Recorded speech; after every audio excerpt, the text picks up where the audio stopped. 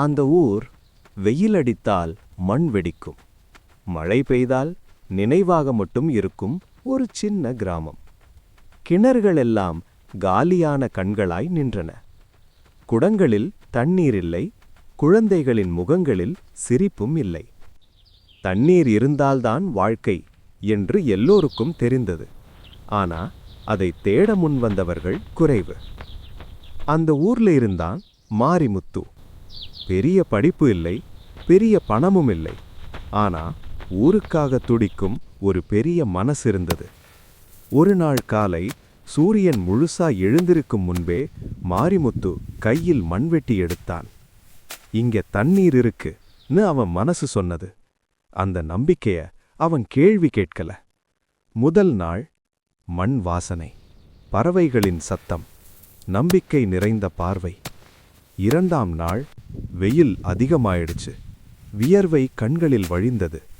ஆனா மண்வெட்டி நின்றதில்லை. மூன்றாம் நாள் ஊருக்காரங்க பார்க்க ஆரம்பிச்சாங்க.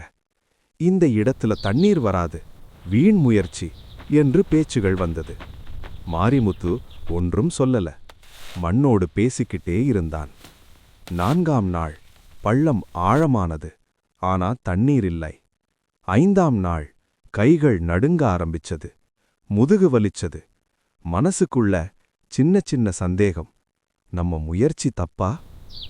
ஆறாம் நாள் வெயில் நேரா தலைக்கு மேல. பள்ளத்துக்குள்ள நின்னு மேல பார்த்தான் மாரிமுத்து. வானம் தெளிவாயிருந்தது, ஆனா அவன் மனசு குழப்பமாயிருந்தது. ஏழாம் நாள் ஊர்ல பெரியவங்க வந்து சொன்னாங்க, மாரிமுத்து, நீ நல்ல மனசுதான், ஆனா எல்லாத்துக்கும் எல்லை இருக்கு, உன் உடம்ப கெடுக்காத. அந்த வார்த்தைகள் அவன் மனசை உடைத்தது.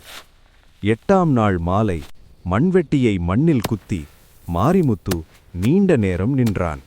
பள்ளத்தை பார்த்தான், தண்ணீர் இல்லை. கண்களில் சோர்வு, மனசில் தோல்வி. மெல்ல சொன்னான், போதும்.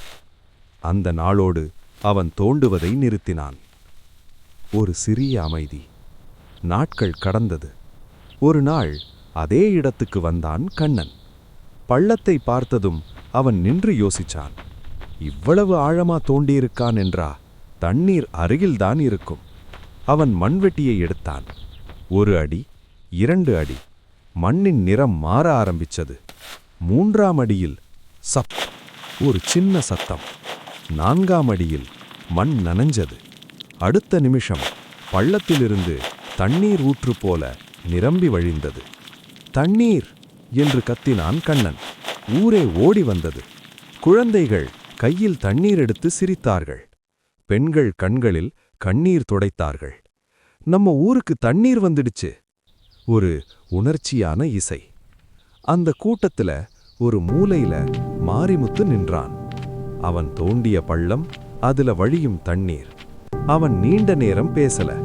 பிறகு மெதுவா சொன்னான், நான் இன்னும் 1 நாள் நின்றிருந்தா, 1 அடி தோண்டியிருந்தா இந்த தண்ணீர் என் கையாலே வந்திருக்கும். கண்ணன் அவன் தோளை தட்டி சொன்னான், இந்த தண்ணீர் உன்னாலதான் வந்தது, நான் கடைசி அடி மட்டும் போட்டேன். ஒரு சிறிய அமைதி. அந்த நாளிலிருந்து அந்த ஊர்ல ஒரு பாடம் பிறந்தது. வெற்றி நம்மை விட்டு ஓடாது, நாம் தான் அதை விட்டு நின்று விடுகிறோம். தண்ணீர் அந்த ஊருக்கு உயிர் கொடுத்தது. இந்த கதை மனிதர்களுக்கு நம்பிக்கை கொடுத்தது.